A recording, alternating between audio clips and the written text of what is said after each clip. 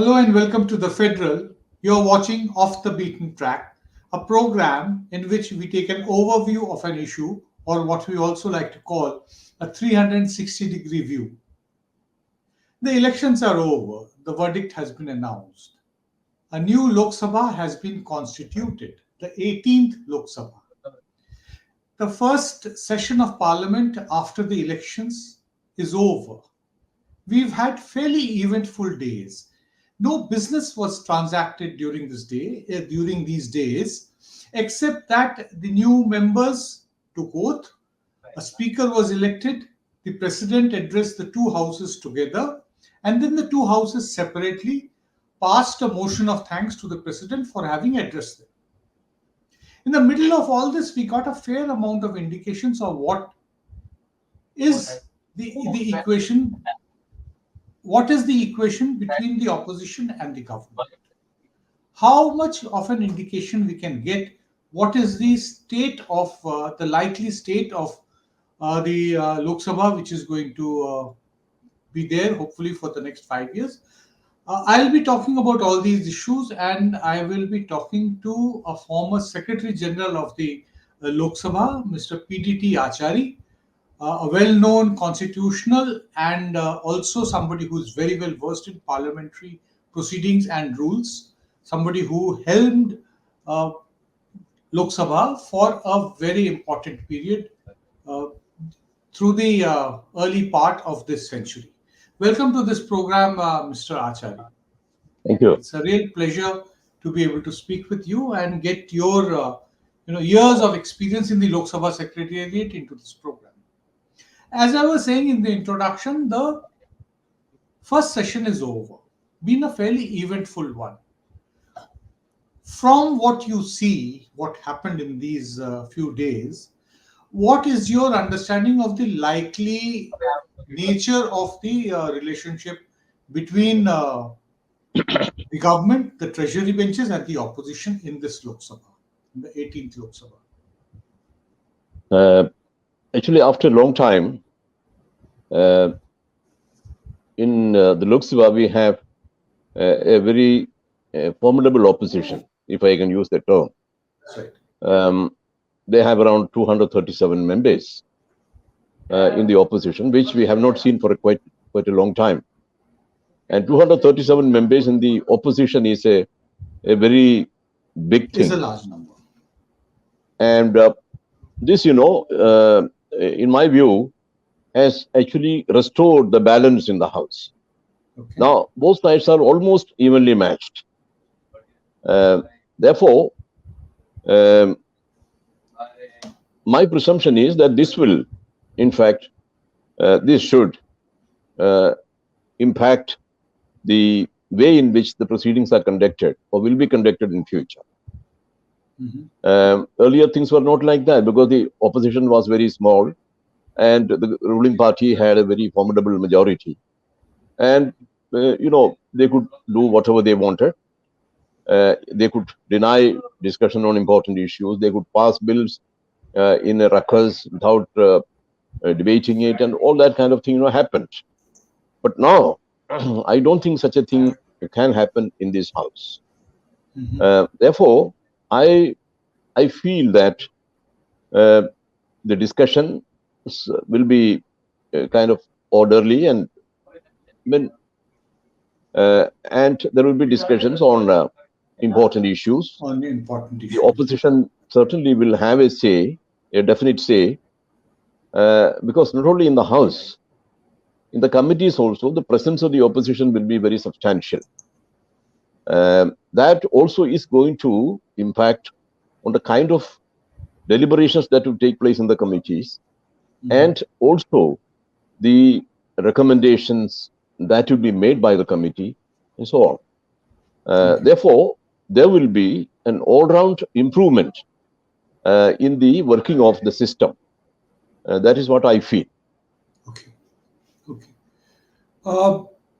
Given the attitude of the treasury benches and the opposition benches, do you actually think that there will be greater business, that the House will be more orderly, will continue, or you have some doubts, because we saw this fairly unusual side of the Prime Minister's speech when he was speaking in the Lok Sabha, replying to the debate on the motion of thanks. He was constantly heckled by the opposition members.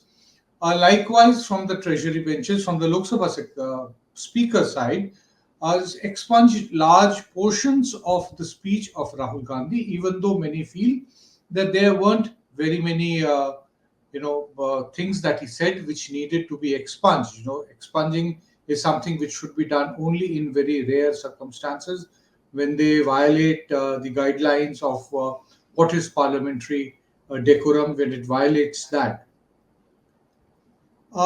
Within the political circles, those who are political analysts, there is a sense that the loss of numbers in the treasury bench, that reality has not yet sunk into the treasury benches, especially in the personality of the Prime Minister still not being able to understand or come to terms with the fact that they are effectively minus 32 from the magic mark of 272 in Lok Sabha. Of course, they have coalition partners, but as we saw during the debate, none of the coalition partners, barring one or two small ones, were coming to the defense of the BJP, the ruling party, the biggest partner of the National Democratic Alliance, coming to their defense.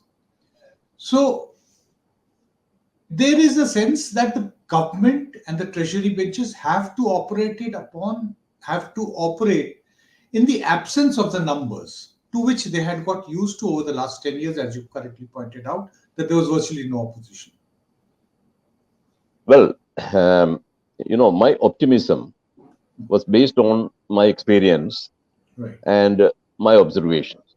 Okay. Actually, I felt, because I went through the proceedings, I was watching the proceedings of the Lok Sabha particularly, and I felt that both sides were in a campaign mode, and that is quite natural. After all that they had gone through, opposition would be naturally very aggressive and all that, and the ruling party is yet to come to terms with the new reality. Okay. So this is just the beginning. So at this time, it's a kind of a hangover. Okay. But this hangover will be over in course of time. So once they come to terms with the reality, okay, then things will work out, and it has to. That is the thing. Of course, after 3 years or 4 years, what will happen?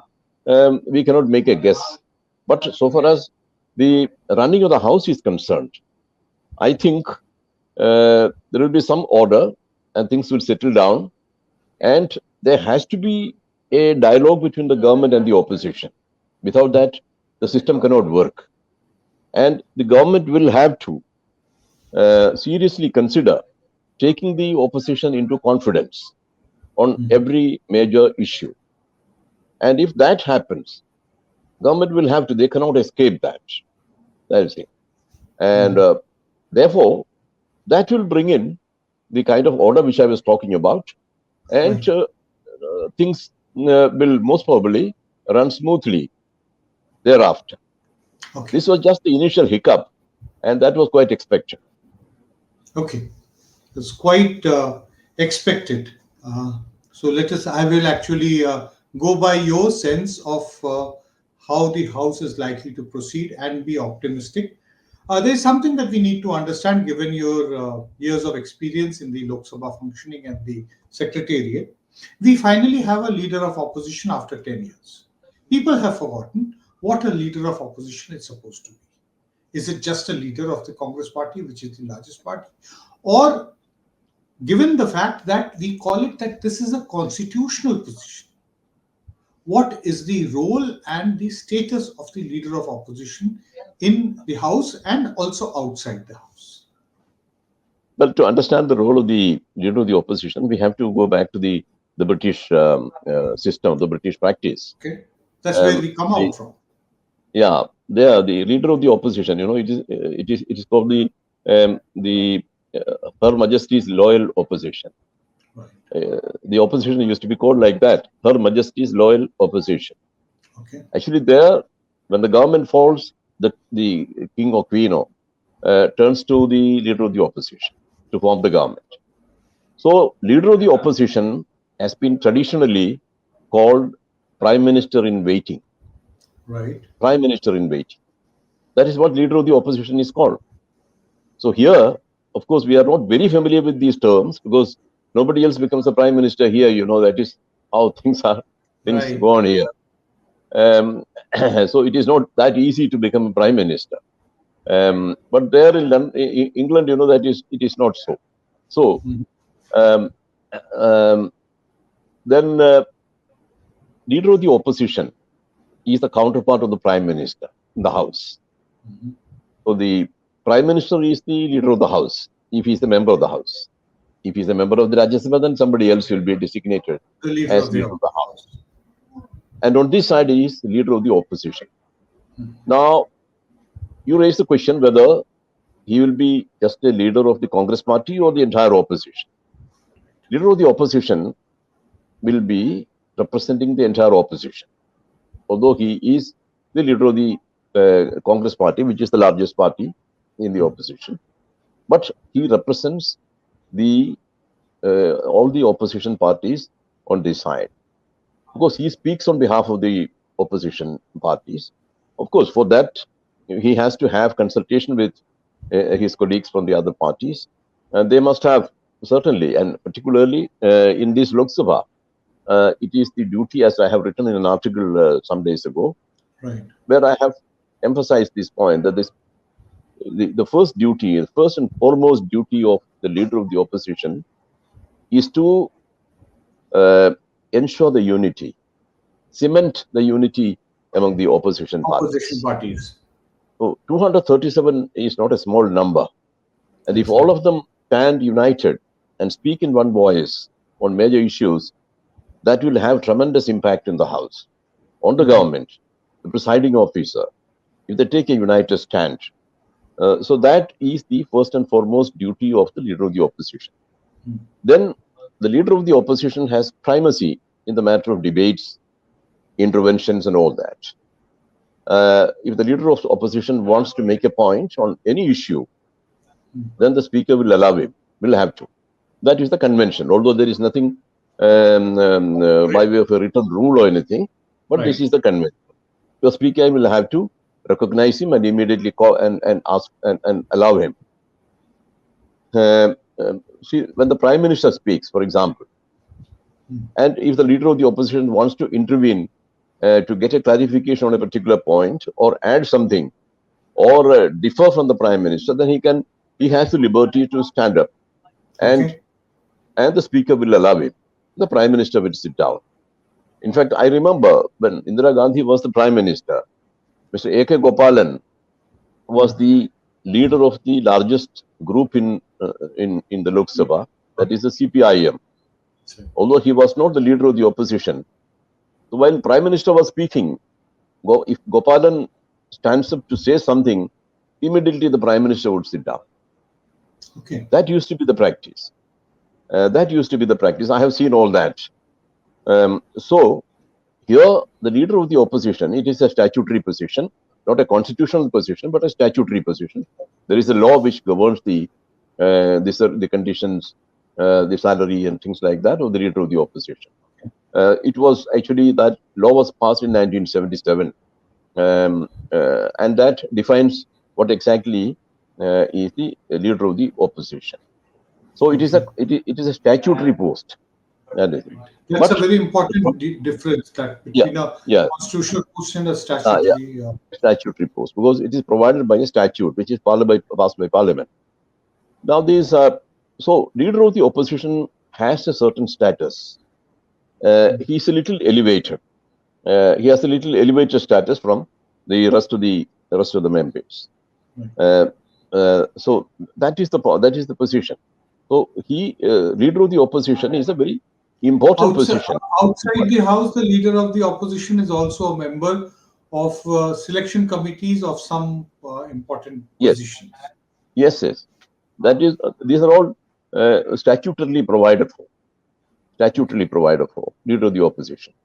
So in all those matters, and then the Prime Minister will, as per the British practice, the Prime Minister will talk to the leader of the opposition before he takes important policy initiatives. He will take the opposition leader into confidence. That kind of system, prevails there. We do not know how the system will evolve here, because we are not too familiar with the position leader of the opposition, particularly in the Lok Sabha. Of course, it was there in '69. It was there, and then on certain other occasions, we had Mr. Stephen was the leader of the opposition, Y.B. Chavan was the leader of the opposition, and then Rajiv Gandhi was the leader of the opposition. These was two or three examples. But during the rest of the period, there was no leader of the opposition. We had only party leaders. So we are yet to evolve the whole practices associated with the leader of the opposition. When you said that, from the British period and the leader of the opposition was supposed to be the Prime Minister in waiting, I was suddenly reminded of something, from my reporting days. In '91, after the elections, when the BJP became the second largest party and Mr. L.K. Advani became the leader of the opposition, he used to describe his party as the government in waiting. So somebody like Mr. Advani, who was very erudite, who had read a lot of stuff, I'm sure that would have possibly emerged out of his reading of the British, history, Yes. Parliamentary history. It would have definitely evolved from that. It's interesting to know that as to how people, important leaders in the past, would actually read compared to the present lot of political leaders. We really have our doubts. Yes. Now, I have a very specific question. When the leader of opposition now, that is Rahul Gandhi, was speaking on the debate on the president's address, several ministers besides the Prime Minister got up to either intervene or ask a question or point out that this is not what should be done, as the Prime Minister said. Now, Prime Minister standing up, I think, would be permissible. Is it also permissible that other ministers also stand up when the leader of the opposition is speaking? Ministers or other members of the House? Of course, there are no rules or conventions or anything on this. The point is that in the House, there is a debate. So the cut and thrust of debate, that is what makes it a debate in Parliament. Right. So if the opposition leader is making a point and with which they don't agree or anything, there is kind of a very violent disagreement, they can seek a clarification from them. There is nothing wrong about that. That is quite okay. That's a part of the debate in Parliament. Right. Let's move on to another issue which actually became a bit of a contentious thing during this session. Between 2019 and 2024, this government did away with the practice of having a deputy speaker. What is the exact position of the deputy speaker and how important it is to have a deputy speaker? And do you think that it is necessary for the government to, the first thing to do now after the House convenes for the budget session is to have a deputy speaker get the election done? This is a constitutional mandate. Article 93 says clearly that as soon as the House convenes, it shall elect two persons, two members, one speaker and the other deputy speaker. That is what this particular article says. Yeah, which means the speaker and the deputy speaker. These are two essential positions in Parliament. They are called officers of Parliament, and these two persons will have to be elected immediately as soon as possible. That is it.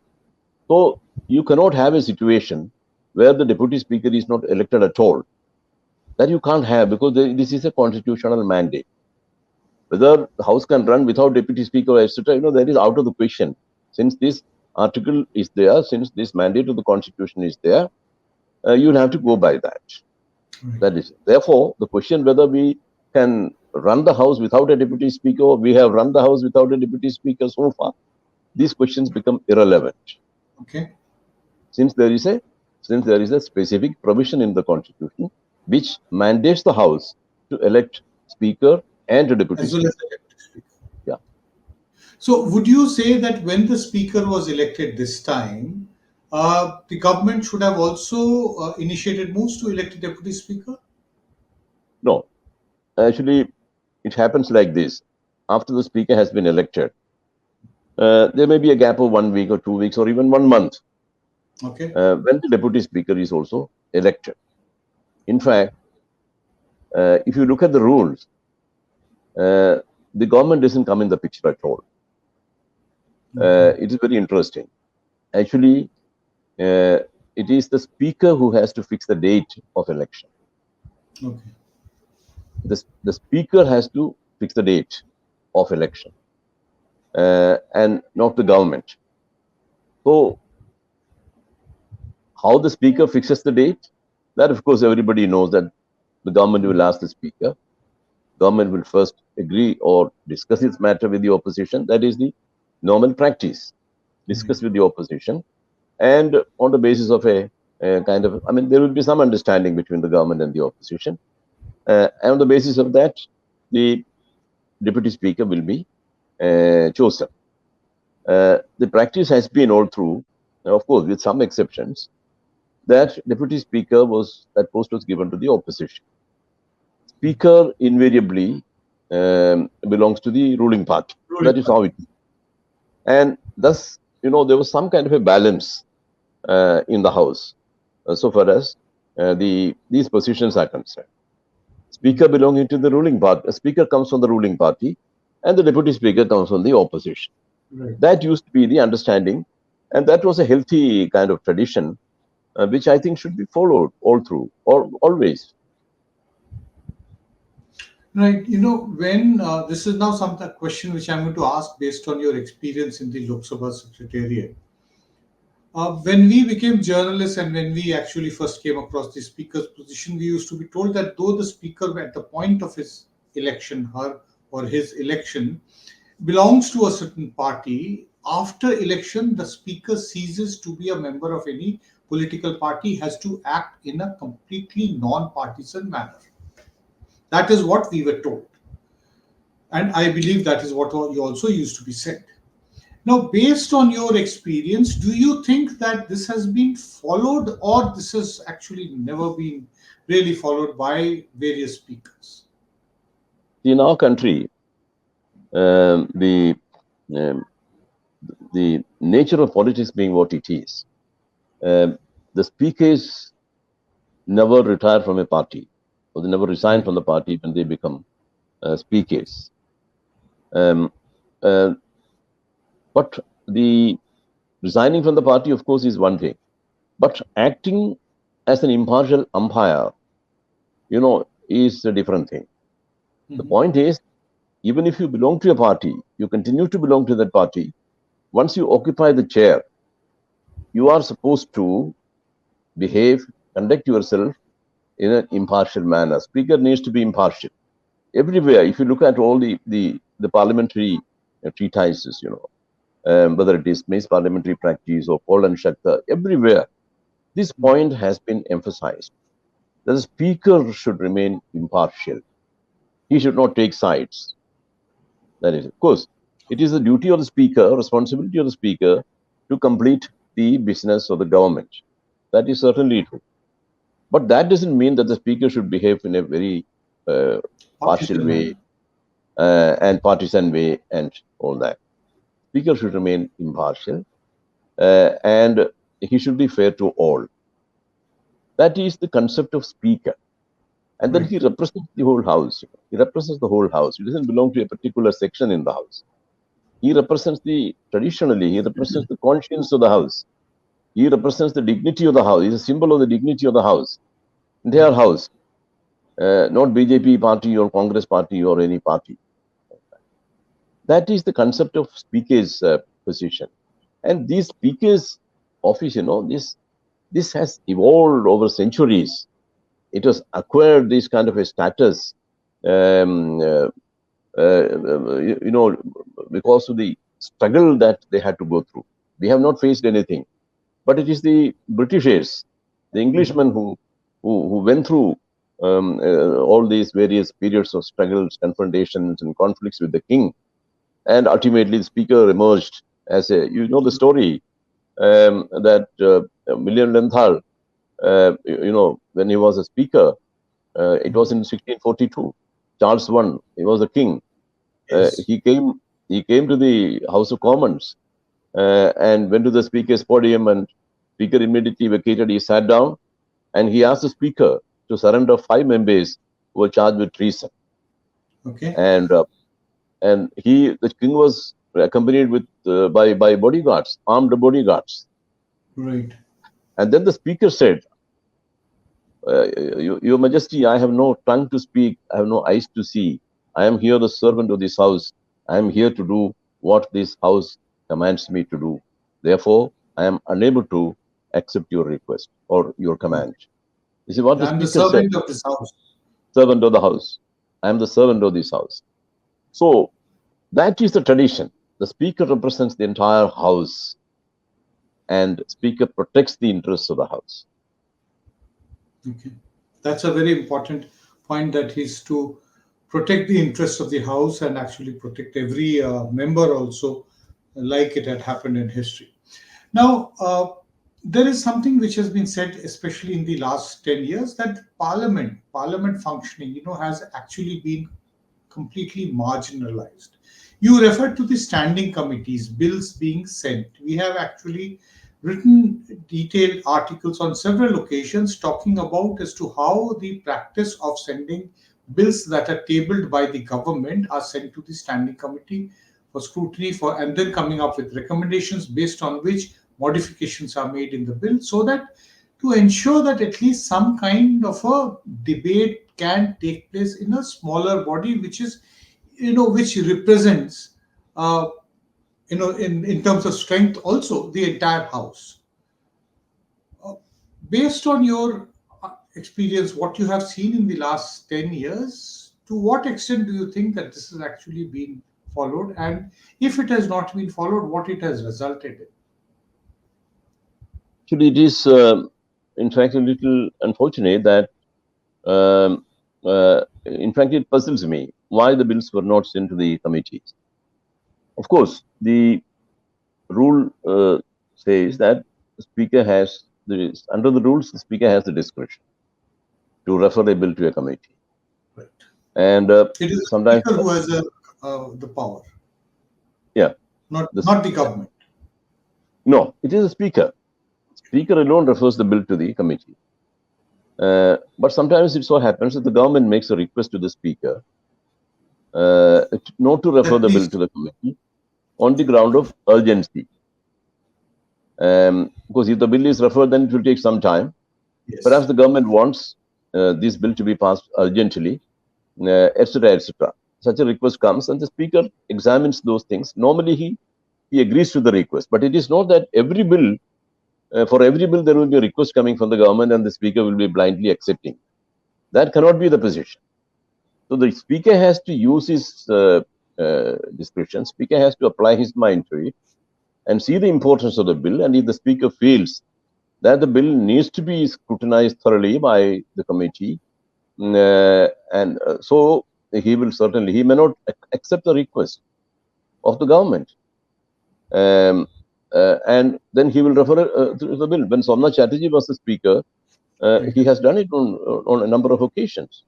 And he was very firm and very particular about that. Yes, that all the bills should be, as far as possible, all the bills should be referred to the committee for detailed scrutiny and all that. Because Somnath Chatterjee, he grew up with the system, and he knew the dynamics of the system, and he knew the importance of bills being scrutinized by the committee and all that. He had been one of the stalwarts of Parliament. Stalwarts of the Parliament, and therefore he was quite familiar with all that, and he had imbibed that parliamentary culture, more than anybody else. So he had made very great contribution to the committees,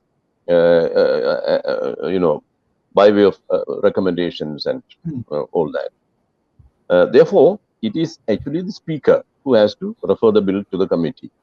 But the rule, as it is worded today, confers discretion on the speaker, and I would say that that rule needs to be revisited.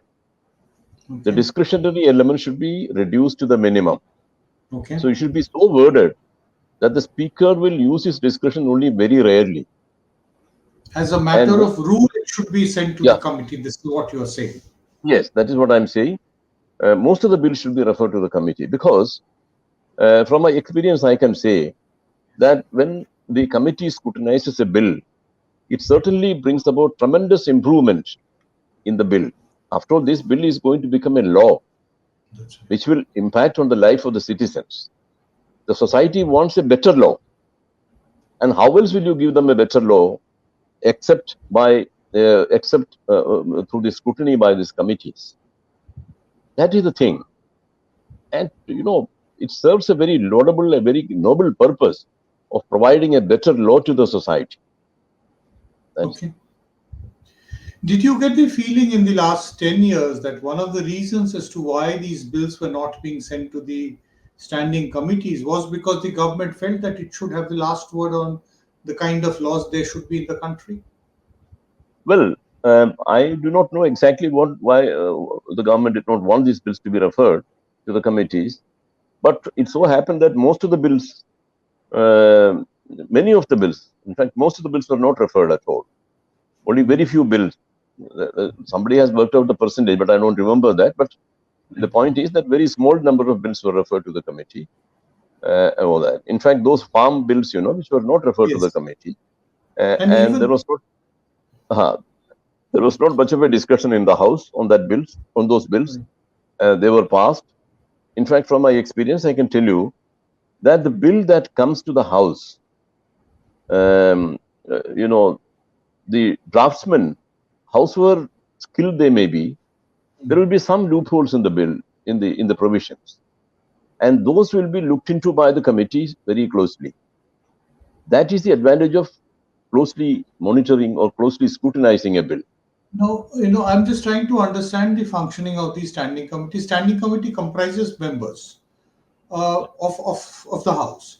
Are they also assisted by the secretariat, the officers who are actually more technically minded and would be able to look into these loopholes that you are referring to, that alert the members that, look, there is this loophole, it needs to be corrected? Is there that kind of a process which goes on in the standing committee?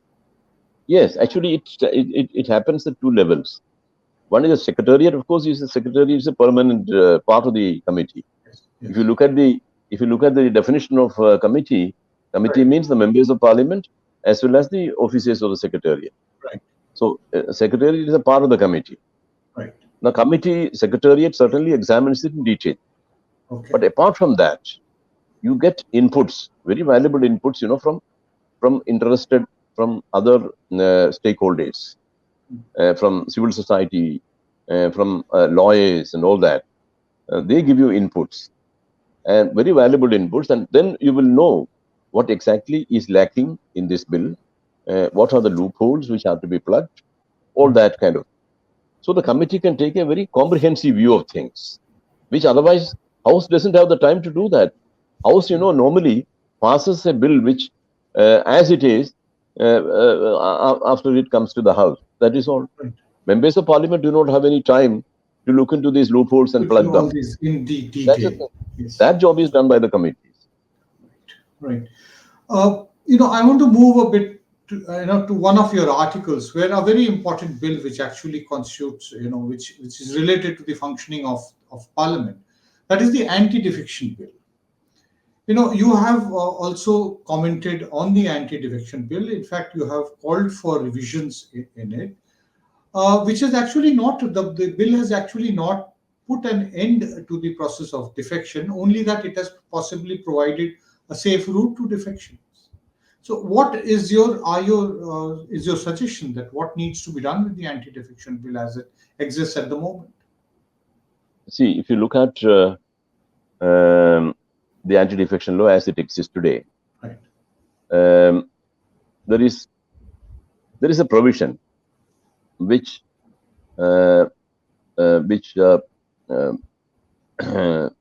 avoids disqualification of members on one ground.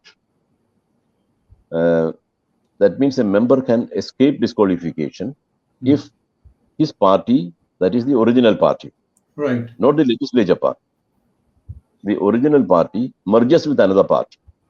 Right. And the members of that party agree with that merger. Okay. 2/3 of the members agree with that merger. Then the merger is complete, and these Right. people will not be disqualified. Okay. That is the only provision which is available as some kind of an exception. But the original party has to merge with that. Original party Legislators has to alone is merge, not which important. is an impossibility. In the normal course, it is an impossibility. No original party will merge with another party. That has not Right. happened. Therefore, the possibility of members defecting is almost nil if you go by the law. As Go it by is. the law, Yeah. as it is. But it so happened in Goa that some members of the Congress party, it seems, elected members, they merged with the BJP. Okay. And the Goa bench of the Bombay High Court gave a ruling that is perfectly okay. That is in accordance with the 10th schedule. Right. 10th schedule is the law which Yes, contains it's the law. law of defection. Yes. That was a very erroneous kind of decision. And I had written an article in the Indian Express at that time itself, Okay. challenging the very premise of that judgment. It was very wrong. It was a wrong interpretation given to this, because this particular provision under which a party has to merge, that has been given a go by the High Court, and they looked at only the merger of the members, which is not provided for in the law. Right. Therefore, if the anti-defection law as it exists today is followed, I don't think there is any possibility of any defection taking Any place. defection. Yes. Yeah. Members will have to resign their seat and then get re-elected. They cannot move from one party to another. Yeah. Because the the merger of the party. This matter came up Merger of the party. Yeah. This matter came up in a big way during the split in the Shiva Sena a couple of years ago, and then it also went to court. We know that, and eventually it became. There actually the issue was which party is the original party. Right. But that is to be decided by the Election Commission, not by the Speaker. Okay. The Speaker has no authority to decide which party is the original party. Speaker can decide whether a member who has defected belongs to that party. Right. And that is decided on which party put him up as a candidate in the election. Okay. It's a very interesting kind of legal point, There is one, last question which I have in mind. This is regarding a fairly contemporary development which has happened in regard to Parliament functioning. We have had the security of Parliament, which used to be looked after by the Watch and Ward, section of the Lok Sabha Secretariat, of the Parliament Secretariat, which has now been handed over to the Central Industrial Security Force, the CIS. What are your views on this particular decision to virtually wind up the Watch and Ward section and hand over Parliament security to the CIS? Yeah. Yes. Well, my view is that I have said it many times, and it has been reported in by the newspapers also. There is no need for replacing the Watch and Ward. In fact, these days they are known as Parliament Security Staff Service. It is actually, incidentally, I must say that when I was Secretary General, I in fact changed this nomenclature. Otherwise, they were known as Watch and Ward. Watch and Ward. That is what the original name was. That is why I used it. You people of your seniority, you are familiar with Watch and Ward. With Watch and Ward. Yeah. It was changed in 2008 or something. When I was the Secretary General, I initiated the process. I said, let them be given a better sounding kind of nomenclature. So that is why I gave them this Parliament Security Service. But they are a part of the Lok Sabha Secretariat Service. So Lok Sabha Secretariat is structured on the basis of different services. So this was one of the services of the Secretariat, and they are Secretariat employees. They have been given a particular task. They have gained a certain skill, experience in dealing with the members of parliament. Members of parliament are not like passengers No, in an definitely. airport. In an airport. So members of parliament are different. They are, VIPs, and the parliament is their place. They belong there, and you have to deal with them very politely, all that, so that they don't feel offended. Right. All that. This experience, the watch and ward has, so the parliament security staff has, and nobody else has. The actual security is performed, of course, by Delhi police and CRPF and all that. Yes, they have always been there, but the supervision used to be in the hand of parliament security staff. In the hands of parliament staff, because speaker is responsible for this, for everything that happens. Speaker is responsible for the security of the house. Even for the security, ultimately the speaker is responsible. If something happens, naturally speaker has to certainly address that, and speaker has to explain why it has happened and all that. And speaker, of course, will ask these people. But actual security, the second layer or third layer or whatever, these are all performed by CRPF. By the other police. Yeah. Before that parliament attack, it was actually Delhi police which was manning the second ring of security ring. Then they were replaced by CRPF. But now they can be, if the government thinks that they can be replaced by CISF, that is okay, that is their decision, and they have to convince the speaker that the security will be better performed by the CISF than the CRPF. That is their lookout. We can't say anything about that because they are skilled or they are trained security people, armed police. But replacement of the parliament security staff is the problem. Why it has been done, nobody knows. It actually puzzles me. Where was the need for replacing these people with CISF or anything? That is the thing. That needs to be looked at. To ask you a supplementary question, that would you say that this is indicative of the executive wing of government, of our government, wanting to have greater say in running the affairs of parliament? We have had a certain amount of intrusion. I'll just refer to the new parliament building which has been constructed. When its bricklaying ceremony was held in towards the end of 2020, and again during the inauguration in 2023, May 2023, when it was inaugurated. The principal role was played by the Prime Minister of India, whereas according to the Constitution, Parliament constitutes the President of India and the presiding officers. So the role of the executive is not there to the running and the functioning of Parliament.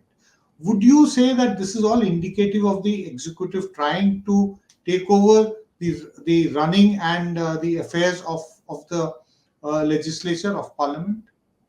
Yes, certainly.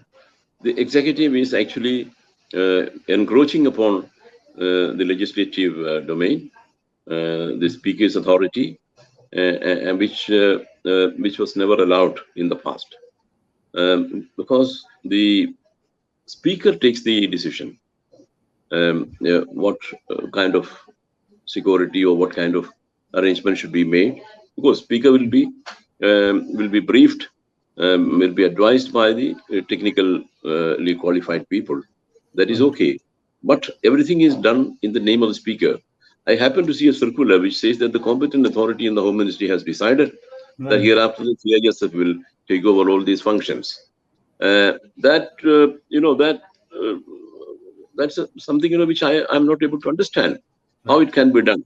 They should have written, the Honorable Speaker has directed that the following arrangements may be made, and with effect from such and such date, those arrangements will come into effect. Something like that. That would have been a more appropriate way of thing. Yeah. And you would also say that it would have been possibly more appropriate if somebody from Parliament had been involved with the foundation laying ceremony and even the formal inauguration of the new Parliament building, and not anybody who's the head of the executive. Well, if you go by the Constitution, as you rightly said, that the Parliament consists of the President and two houses of Parliament. That's it. So President has a very important place under the Constitution in Parliament. So if you go by that, then the president should be the person who should lay the foundation stone or inaugurate the parliament building and all that. These are the functions which are ceremonial in nature, which are normally performed by the head of the state. Right. Very important point, and you have actually not minced any words to say what you really wanted to. Thank you very much. I will share the optimism that with a slightly stronger opposition, we will have Parliament being restored to the place that it was, where it was once. Where greater amount of debate and discussion take place, and our laws and every decision that is taken which impinges on the lives of the citizens are actually duly debated by various shades of opinion, and not just imposed by one single party or the treasury benches. Thank you very much, Mr. Achari, for Thank you. joining on this program and explaining things very lucidly. Thank you. Thank you.